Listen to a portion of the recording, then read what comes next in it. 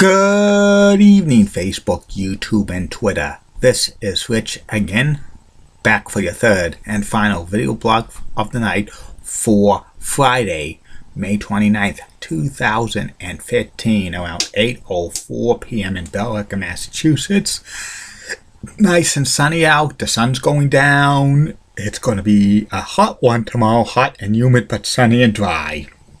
Meaning, get out and enjoy it, because for the next several days in this area, lots of rain beginning on Sunday, but we do need the rain. Some news to report.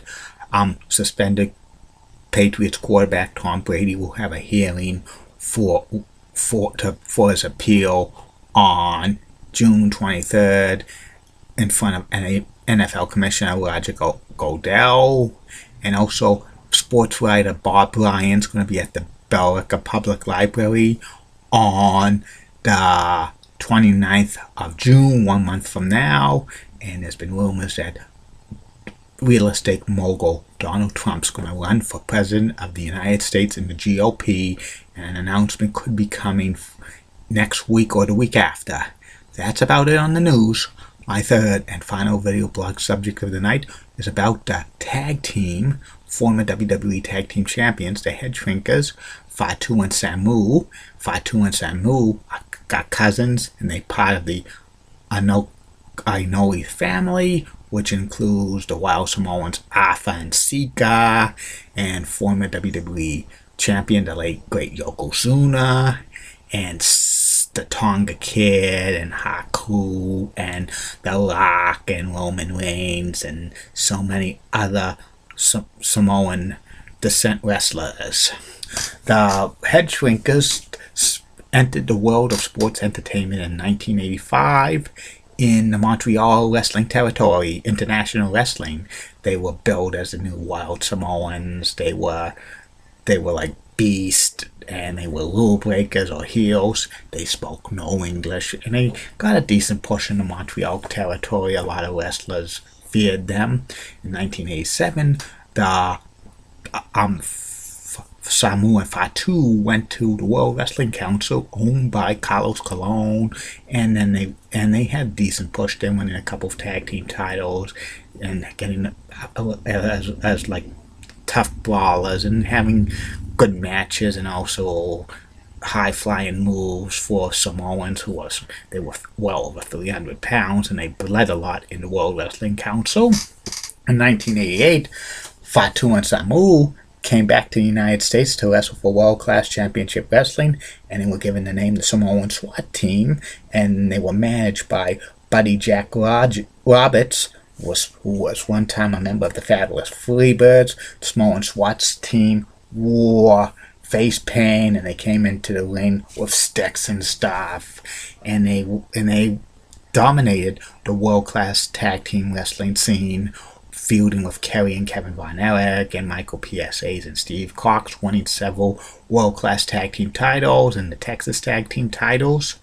In February 1989, Fatu and Samu left World-Class Championship Wrestling to enter WCW, and they were managed by Paulie Dangerously, and they feuded with the Road Warriors, the Midnight Express, the Dynamic Dudes, and several other teams.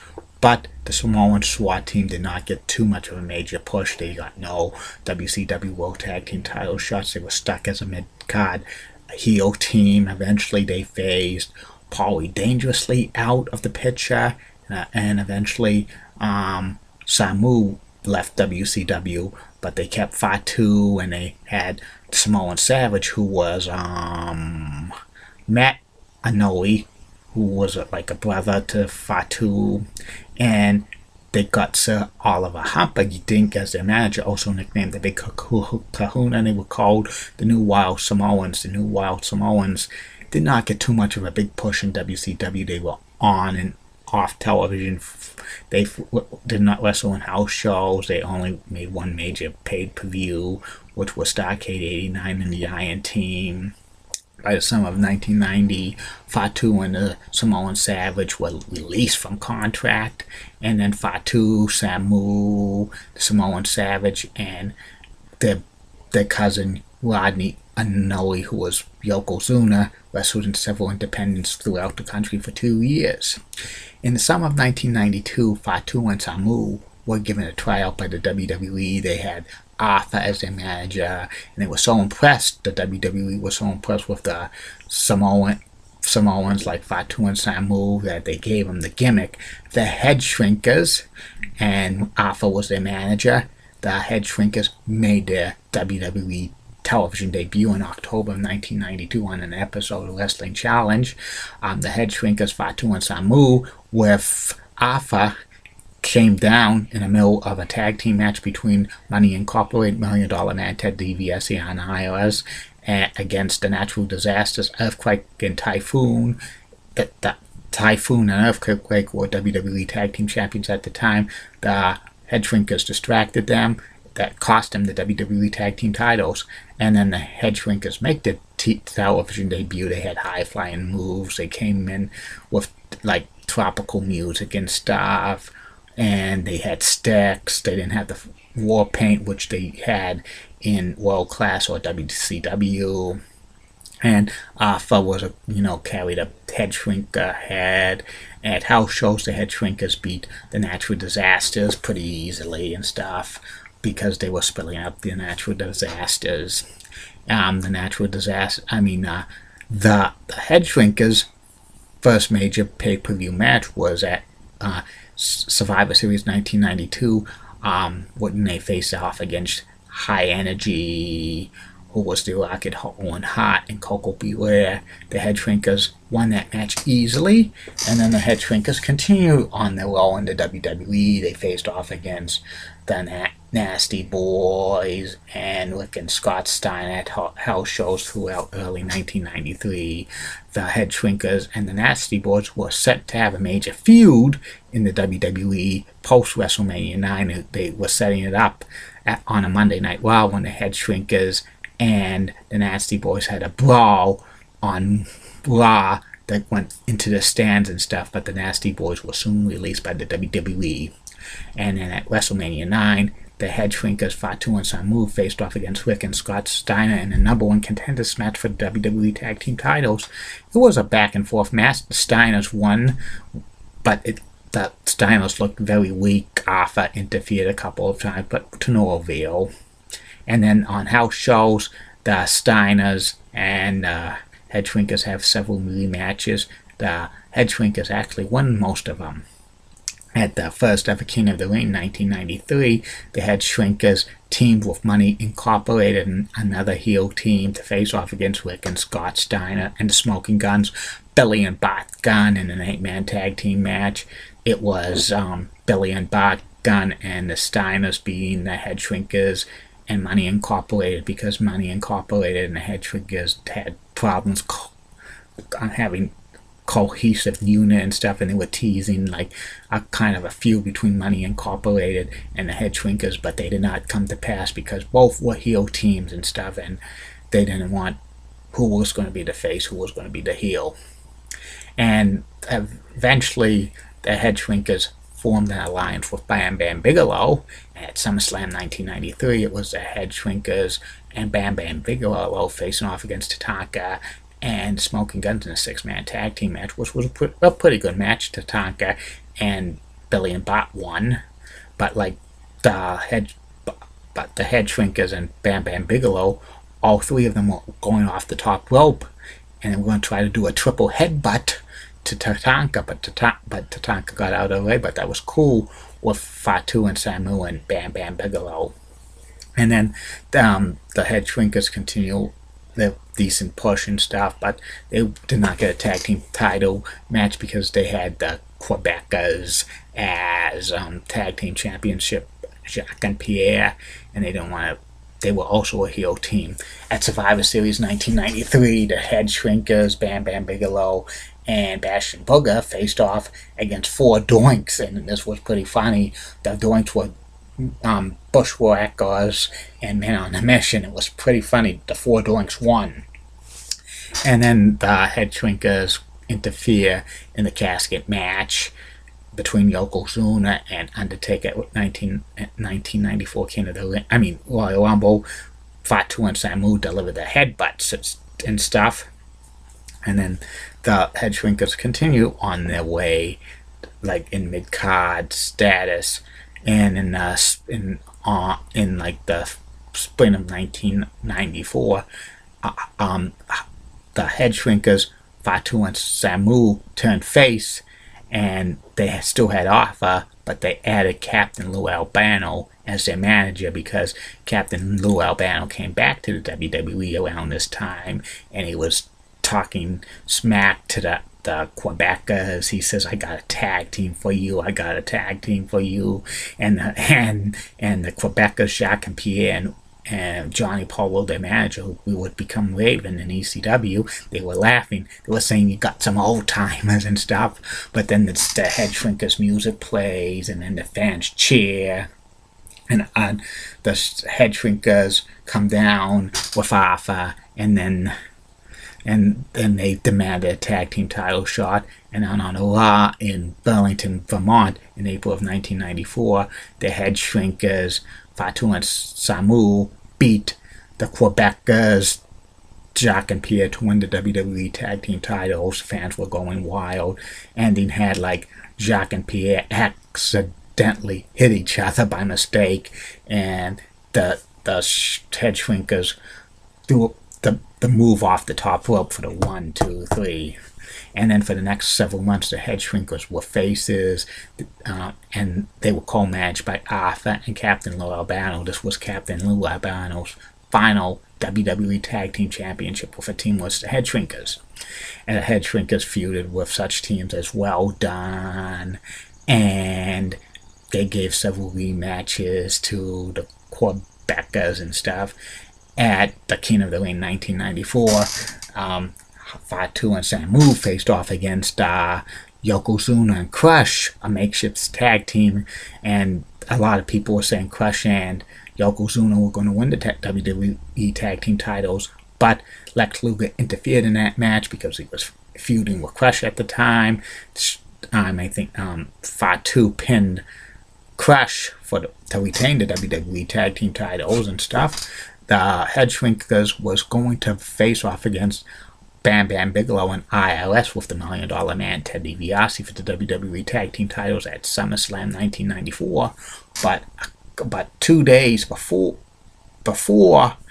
that, at a house show in Indianapolis, Indiana, Shawn Michaels and Big Daddy Cool Diesel beat Fatu and Samu for the WWE Tag Team titles, and this was kind of unannounced and stuff because after SummerSlam, the head shrinkers was slated to face off against Diesel and Shawn Michaels, but backstage, Samu was being terminated because of contract disputes, or there was a rumor he failed a drug test. I don't know which one, so they get the belt off the head shrinkers and give it to Big Daddy Cool Diesel and Shawn Michaels. But the head shrinkers name was retained because once Samu left, they got a new head shrinker, Sione, who was actually the Barbarian, and Sione and Fatu attacked Shawn Michaels and Diesel at a Monday Night Raw, and the storyline says that Samu was going back for training and stuff, but he would be back and stuff. And around this time, the head shrinkers faced off against Shawn Michaels and Big Daddy Cool at house shows, but Big Daddy Cool and Shawn Michaels retained the WWE Tag Team titles because they were that good. And also around this time, Captain Lou Albano and Arthur were making the head shrinkers civilized. They had some skits with deodorant and stuff, and this was one of the last great skits they had was personal hygiene, and they had like Lord Alfred Hayes on one of the skits, and this is at the time Lord Alfred Hayes was playing a heel, and he said it was so disgusting. Also, they were having the head shrinkers wearing boots and stuff, and it got like Fatu distracted because he always would wrestle barefoot and stuff. And the head shrinkers were like, even though they were faces, they were kind of falling out of the push for the WWE and stuff. And they faced off against Well Done, and they had a tag team title match against the Smoking Guns on an episode of WWE Superstars Wrestling, but it was double disqualification because the Blue brothers, Eli and Jacob Blue, interfered. They were twins who were mountain men. Their head shrinkers were slated to have a long-running feud with the Blue brothers, but eventually their head shrinkers were dropped from the WWE. Sione got released, and they kept Fatu around, and they changed his gimmick to a man that makes a difference and stuff. And he wasn't getting too much of a push. Eventually, they had Samu come back to the WWE along with his brother Matt, who was the Samoan Savage, and they were like the Samoan Gangster Party. They saw like some matches Fatu was in around 1996. Fatu was becoming a jobber to the stars around this time as a face because his man that makes a difference gimmick did not get over with the fans. It was kind of dumb. Only was dancing around, but he was dancing around like getting no push and stuff. I think the plan was for Fatu to join the Samoan Gangster Party, but I think that was dropped when they gave Samu the stupid Sultan gimmick, but that's another story for another day. But the Samoan Gangster Party briefly wrestled for ECW and stuff in the spring or summer 1996, but they didn't get anywhere. I kind of like the head shrinkers gimmick with like Fatu and Samu. They were a great mid-card tag team, heel team, and they turned face, but I didn't really like the face run. I think they turned them face because Captain Lou Albano returning and stuff, and he was the guiding light and stuff. This was like Lou Albano's last tag team champions, the head shrinkers and stuff. And they were, I think, a decent tag team, the head shrinkers, much better as heels than faces and stuff. And Fatu is in the WWE Hall of Fame, as with Rikishi, which was his greatest gimmick, but Samu's not in, and he probably won't be in.